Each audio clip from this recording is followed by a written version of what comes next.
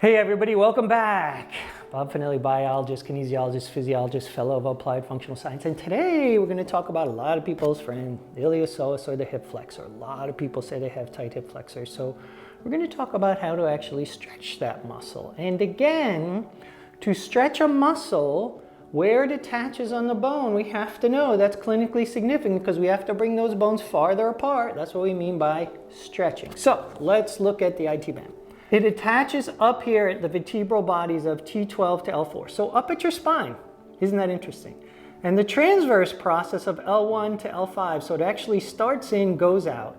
Then it comes down and look, it actually twists, tendon of the psoas, passes over the ramus, and it inserts into the lesser truncator. You see how it's twisting? So it's a twist muscle. It's not necessarily front to back. No, it goes front to back and it goes side. But mostly, it's going to twist. Why? That's just how it attaches, okay? So therefore, that's going to influence how we're going to stretch it. So traditionally, we might do things like this.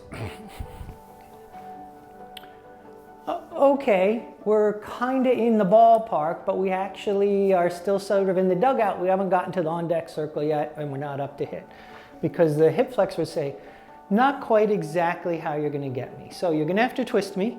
You're going to have to change my bony positions, right? So you're going to have to do something here, here, and here. So first of all, as we know, we're correct. We're going to want that guy behind us, okay? But then what we're going to want to do if we can is we're going to take that bottom foot and twist it in a little. Now, if you can't twist it in, yep, you got a tight hip flexor. You can sneak that in even if you're in an even stance and can twist it in. You have now rotated that muscle around, okay? Nice work. The other thing you can do is you're going to take your hands. So if you wanted to lengthen even more, where am I going to drive my hands? Back. Nice. Now, if I wanted to lengthen the frontal plane, I want to bring those bones farther apart. We know it attaches here and here. I'm going to want to go what? Here. And then if I want to twist them, I'm going to have to drive my pelvis around one way, and now my femur is what? The other. If I drive my pelvis this way, those bones just came closer together. So here, here, here. Now you can combine those motions, can't you? Right. So I could go here and here. I could throw that over and twist. So if it was on the other side, what would it look like? I'm going to move you in. Front, side, twist, let's combo. Front comboed with side, side comboed with twist. Okay, so it's upright. Why?